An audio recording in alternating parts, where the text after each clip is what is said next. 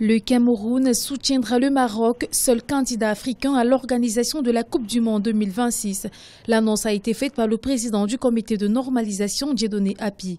La FECAFOOT justifie cet appel à la solidarité africaine par le fait qu'il y a la nécessité largement partagée d'une organisation tournante de cette compétition. La Coupe du Monde sud-africaine en 2010, lors de son attribution, a fait l'objet de beaucoup de polémiques. Notamment des Européens qui pensaient que l'Afrique n'était pas encore à même d'abriter une Coupe du Monde et l'organisation par l'Afrique du Sud, premier pays africain à accueillir une Coupe du Monde, était fantastique et a même battu les records des organisations précédentes. Donc en cela, je crois que la Fédération camerounaise de football, à travers l'appel du président de la Confédération africaine de football, M. Ahmad Ahmad, ne pouvait pas rester en retrait du soutien massif des pays africains par rapport à la candidature marocaine.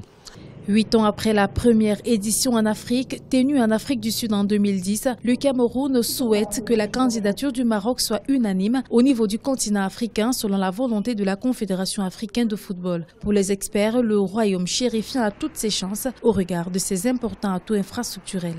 Le Maroc a véritablement tous les atouts que présenteraient, je veux dire, le Mexique, les États-Unis pour abriter une Coupe d'Afrique des Nations, davantage sur les infrastructures sportives. Lorsque vous allez à Agadir, vous trouvez un stade aux normes.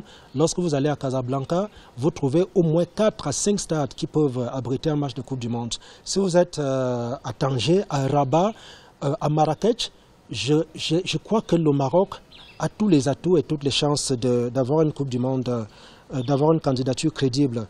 Rappelons que cette candidature du Maroc est la 5e du genre après celle de 1994, 1998, 2006 et 2010, toutes non concluantes. Le sort du Maroc sera connu le 13 juin 2018 à côté de ses adversaires que sont les États-Unis, le Canada et le Mexique qui ont déposé une candidature commune.